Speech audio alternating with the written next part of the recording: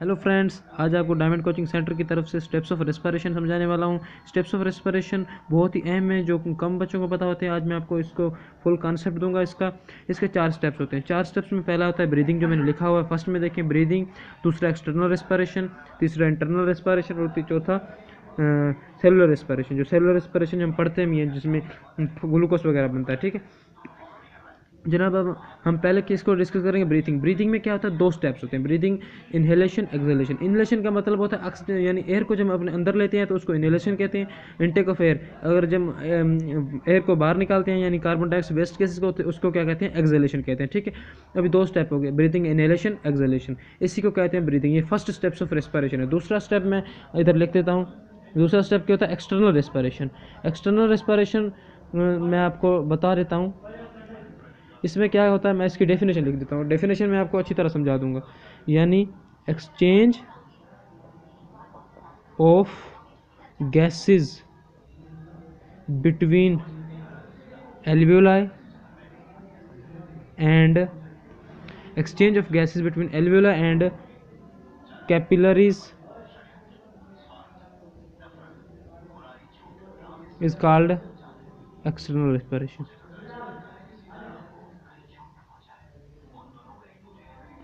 देखिए ना, cellular respiration तक पहुंचने की हमें यानी एक सीढ़ी चढ़नी पड़ेगी। पहले हम ब्रीथिंग पे जाएंगे, ब्रीथिंग में इनहेलेशन करेंगे।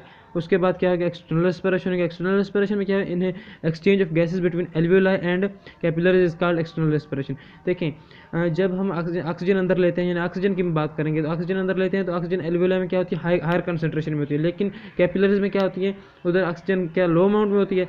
तो जो ऑक्सीजन उधर कंसंट्रेशन हाई होगी, डिफ्यूज कहाँ हो जाएगी? कैपिलरीज में। इस तरह क्या हो जाएगी? External respiration. एक्सटर्नल रेस्पिरेशन क्या है? यानी जो ऑक्सीजन है एल्वियोलाई से कैपिलरीज में जाएगी, और कैपिलरीज में हाई कंसंट्रेशन ऑफ CO2 है, वो कहाँ मूव कर जाएगी? एल्वियोलाई में। एल्वियोलाई से वो बाहर मूव कर जाएगी। यानी एक्सटर्नल रेस्पिरेशन आपको समझ आ गई। Exchange of gases between alveoli and capillaries is called external respiration. External respiration होगी, यानी दूसरा स्टेप। तीसरा स्टेप हमारे पास होता है इंटरनल रेस्पिरेशन। अभी इंटरनल रेस्पिरेशन क्या है? ये तीसरा स्टेप है, यानी मैं इसकी भी डेफिनेशन आपको बता देता हूँ लिख के। Exchange of gases between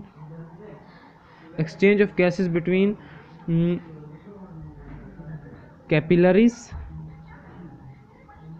and cells is called internal respiration. ये आई मैं लिखता हूँ, सॉरी आपको अगर समझना पड़े तो ये 9 नहीं समझना, आई है। ठीक है, internal respiration.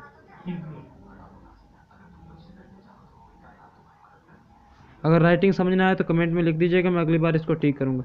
Exchange of gases between capillaries and cells is called internal respiration. अभी देखें, जो अभी क्या होगा? जो सेल है वो सेलुलर रेस्पिरेशन करके बैठे हुए हैं, और जो हमारे पास कैपिलरीज है वो कहाँ से ऑक्सीजन लेके आई है? एल्वियोलाई से, जो बाहर से हमने इंटेक की थी।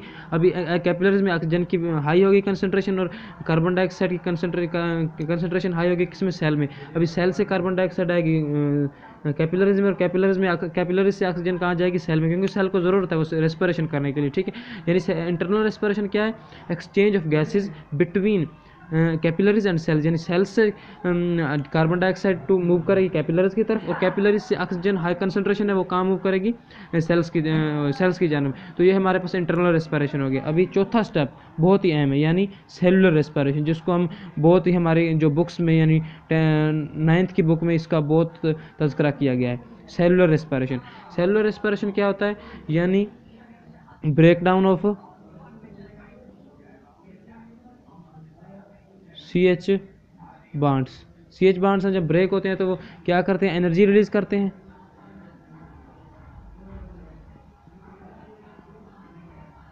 एनर्जी रिलीज करते हैं, वो ATP की फॉर्म में यूज़ होती है। वो किसके लिए हम यूज़ करते हैं? मैक्रोमॉलिक्यूल्स बनाने के लिए, बहुत से DNA RNA प्रोटीन मूवमेंट के लिए, एक्सोसाइटोसिस एंडोसाइटोसिस के बहुत से प्रोसेस जिसके लिए हम जो ATP को यूज़ करते हैं, वो कहाँ से बनती है? Cellular respiration. सेलुलर रेस्पिरेशन इसीलिए कहते हैं क्योंकि ये सेल में हो रही है। सेल में इसमें क्या होता है, जो है हमारे पास बाय प्रोडक्ट क्या बन रहे हैं? H2 बनता है, CO2 बनता है, और एनर्जी। बाय प्रोडक्ट तो एनर्जी को नहीं कहेंगे, एनर्जी हमारे यूज़फुल है। CO2 है वो बाय प्रोडक्ट बनता है, जो इसको हम एक्सहेल कर देते हैं। ठीक है, अभी आप आपको समझ में आ गया मैंने क्या कहा, steps of respiration. Steps of respiration में 4 हैं, breathing, external respiration, internal respiration, cellular respiration. Cellular respiration जो इसके स्टेप्स का पहला हम ब्रीदिंग को डिस्कस करें। ब्रीदिंग के 2 स्टेप्स हैं, इनहेलेशन, एक्सहेलेशन। इनहेलेशन का मतलब है हम जब गैसेस को अंदर लेते हैं यानी एयर को, तो उसको इनहेलेशन कहते हैं, और जब बाहर निकालते हैं तो उसको एक्सहेलेशन, यानी हवा को बाहर निकालते हैं तो उसे क्या कहते हैं, एक्सहेलेशन। अभी इसका दूसरा step external respiration. External respiration में क्या होता है, ऑक्सीजन एल्वियोलाई से ऑक्सीजन कैपिलरीज में जाती है और कैपिलरी से एल्वियोलाई में जाती है, कार्बन डाइऑक्साइड कैपिलरी से एल्वियोलाई में जाती है, यानी exchange of gases between alveoli and capillaries is called external respiration. तीसरा internal respiration, exchange of gases between capillaries and cells is called internal respiration, यानी जो हमारे पास सेल और कैपिलरीज के दरमियान जो गैसेस एक्सचेंज होता है उसको क्या कहते हैं, इंटरनल रेस्पिरेशन। चौथा स्टेप सेलुलर रेस्पिरेशन, जिसमें CH पॉइंट ब्लॉक होते हैं, हमारे पास एनर्जी रिलीज होती है, एनर्जी ATP की फॉर्म में स्टोर हो जाती है, वो किसी लिए मूवमेंट, एक्सोसाइटोसिस, एंडोसाइटोसिस या मैक्रोमोलेक्यूल्स की फॉर्मेशन के लिए हम यूज़ करते हैं। ओके फ्रेंड्स, अगर आपको वीडियो पसंद आए कमेंट लाइक शेयर ज़रूर करिएगा। नेक्स्ट वीडियो में आपको बहुत अच्छी कंटेंट मैं दूंगा, अगर इसमें कोई गलती हो खामी हो तो कमेंट में ज़रूर बताइएगा।